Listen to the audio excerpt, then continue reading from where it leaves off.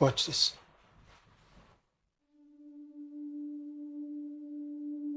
In the beginning, God created man in his own image. Male and female he created them, and he blessed them. But what happens when men decide that some images of God are defective? That some lives are less worthy than others? That the population of the earth needs managing? In my view, I believe there should be no more babies. Here we can see a chart that looks at the total world population over the last several hundred years. And at first glance, this is a bit scary. We've got to stabilize the population. When I was born, there were So what's wrong with the population? I mean, were too many people. I ask, who do they think they are to decide who's good enough to live and who's not good enough to live? They think they're dealing with chickens and pigs and cattle. That's what they think. Today, the eugenicists are trying to run our world with their Population hygiene. When public health successfully used sanitation to eliminate physical filth and bacteria, eugenicists argued that society needed to go a step further. It needed to clear out genetic filth.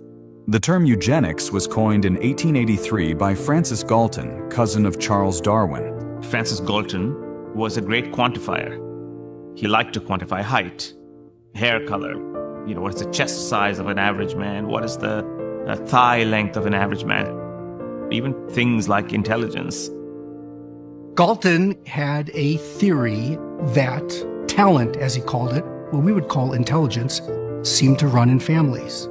And so it quickly occurred to him, if we can get people with high talent to mate with each other, prevent people with low talent from mating with each other, we will, within a few generations, create this race of supermen. Eugenics, a hybrid derived from two Greek words, meaning well and born. But very quickly, it became about who was not well-born, who was unfit, who should not reproduce. But question you should ask yourself is, do human beings have the right to determine the life cycle of another human being? Human beings are not given that right.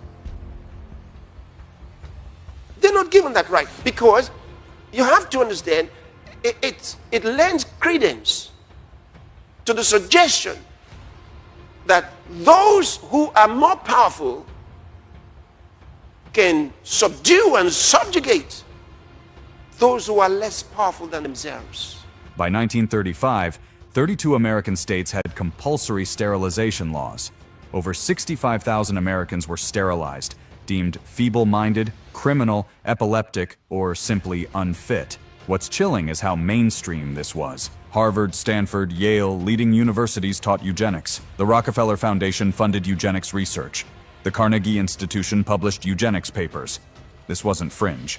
This was the establishment. During the Holocaust in Germany, it wasn't only the Jews that were eliminated. They packed all the people that they regarded as not fit for economic activities.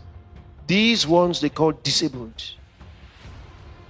They packed them along. It was called hygienic cleansing because Hitler said they were not fit to live. The law for the prevention of hereditary diseased offspring was passed on the 14th of July, 1933. Conditions such as mentally disturbed, schizophrenia, depressed, deaf, disabled, alcoholics were targeted by the law. Nazi officials estimated no fewer than 400,000 Germans would be sterilized. Roughly 25 times the number sterilized in the United States so far. But when things began to backfire in Europe because of what Hitler had done, and many had discovered what happened in the concentration camps, they immediately began to change the name from eugenics. They started wiping out the eugenics in their names, in the names of their organizations. That didn't mean they changed. They didn't change. The fund has continued to fund the process. They continue doing it. And that has gone on till this day. They changed their names, but they never changed their ideology. April 1945. 50 nations gathered in San Francisco to create the United Nations. 3 years later, the World Health Organization was established as a UN specialized agency. The WHO is not a health organization. It is an anti-health organization. And I'm not just saying that lightly. Read the document that establishes the WHO. Read it. Complete physical, mental, and social well-being. That's not medicine. That's social engineering. By that definition, anyone who is unhappy or poor or disabled is unhealthy. And health becomes a matter of state control. It's about population management, which is the euphemism for mass murder and the spread of infertility. There was an explicit intent through a 3-decade-long program of research and development by the WHO to develop an anti-fertility vaccine. The motive? To reduce female fertility in the face of alleged overpopulation. The WHO's research and development program had identified a conjugate, a chemically bonded form of beta-HCG and tetanus vaccine as the most effective formulation. They can produce sterility with the birth control vaccine, but they need to give multiple shots. It takes about 5 to really be effective, and they're spaced about 6 months apart. Now, it's interesting that tetanus vaccines can be spaced 5 years or maybe 10 years. You don't need a shot every 6 months, and you certainly don't need 5 of them. Now, the kind of pictures we see, or what we see in clinical practice, if women have been given these vaccines, is an increase in idiopathic infertility, where you have a normal man and a normal woman, you investigate them for infertility. They are totally normal, but they won't conceive a child. And those are usually the ones with very high levels of the anti-HCG antibodies. The other thing we notice is irregular periods for women who are trying to conceive. We also notice that there is an increase in failed pregnancies, or what we call blighted ovum. Women who conceive, and when you do your first ultrasound, maybe 7-8 weeks, you find an empty sac. The baby never formed because something was attacking the placenta as it tried to form. The resulting anti-fertility vaccine was successfully trialed in developing countries.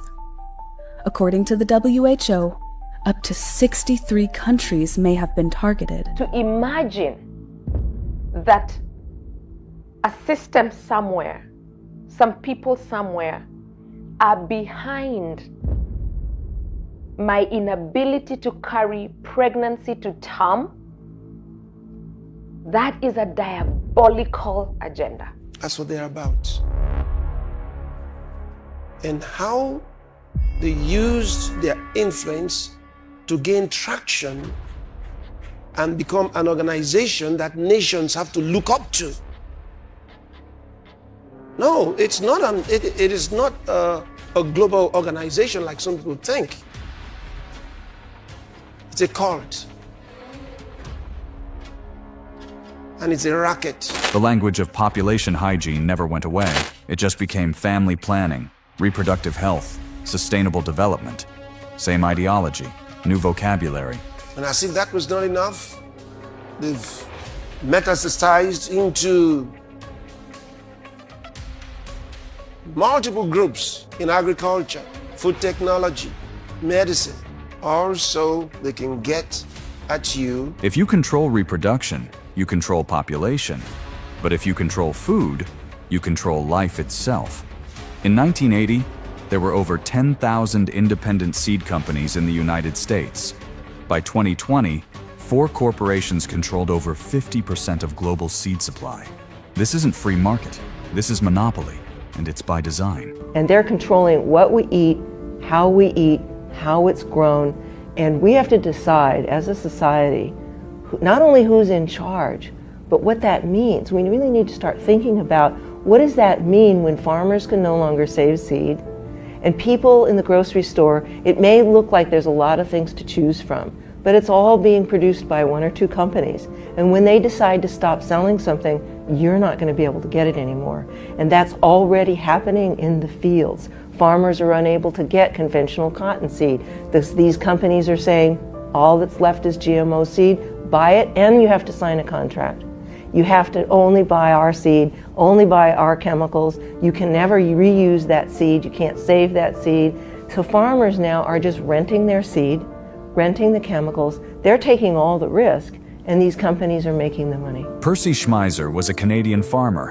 In 1998, Monsanto sued him because their patented GMO canola was found growing on his land, despite him never buying their seeds. My neighbor had grown it in 1997, and the following year it had through cross-pollination, but at that time we believe it was primarily the contamination came from seeds blown in the wind, transportation by the farmer to the market, to his field, and from his field to his granaries. So if you didn't buy it and plant it, how could Monsanto sue you for using it? Well, they said that it does not matter how it gets into any farmer's field, and they specified just what I said before, cross-pollination, seed movement, and so on. And because they have a patent on one gene that makes that plant resistant, canola plant resistant to a chemical, then they own the ownership. So it doesn't matter how it gets to your field through patent law. They can take the whole total farmer's crop from him or make him destroy it. And in our case, my wife and I were seed developers in canola, which we had been doing for over 50 years, research in the development of disease control and so on. Even we lost all that research when the court ordered through patent law, they own it. The distribution of commercial seeds, in which all rights are owned by a handful of major transnational companies, means that agriculture will no longer be sustainable for many small farmers in developing countries.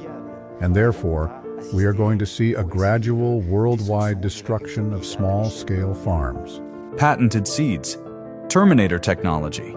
Seeds engineered to be sterile, so farmers must buy new ones every year. This is population control through food dependency. Just seedless grapes. Even animals run away from them. Seedless tomatoes and all the nice apples that don't turn brown. You can have them for 2 weeks in your fridge, open and exposed, remains white. The tomato is one of the fruits that has seen the largest drop in nutrients, a quarter of its calcium and more than half of its vitamins. Before the fruit even grows, the seed determines everything. Tomato farmers choose their seeds from these brochures. They are published by manufacturers such as Syngenta, Vilmorin or Close. To attract farmers, they mention their size, shape, color, and, in particular, their productivity. For 50 years, scientists from all over the world have been developing these hybridizations to create tomatoes that can withstand all sorts of bumps and bruises. You've heard of crash tests on cars. Here are crash test tomatoes.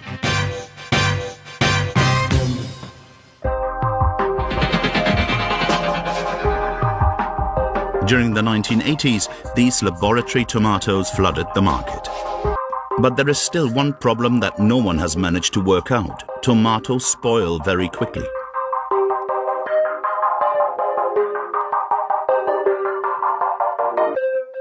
Until the day scientists invent the eternal tomato. That means you can preserve them now for longer. What they're telling you is they've exchanged preservation. Your life's preservation has been given to the fruit. And the fruit's early demise delivered to you. How can you accept such a thing? But they don't tell you that that's the deal.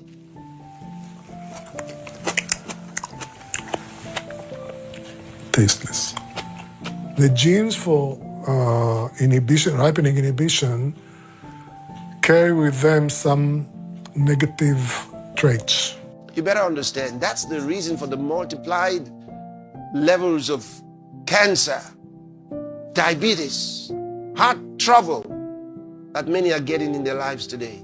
And where do you go for that? You go to their hospitals and patronize the killer who's happy to receive you. And then he recommends chemotherapy, very expensive. That one is to settle the doctors.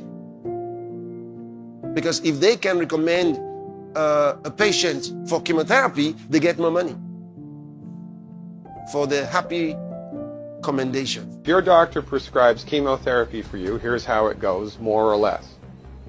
The doctor buys it from the pharmaceutical company for $5,000, sells it to the patient for $12,000, insurance pays $9,000, and the doctor pockets the $4,000 difference.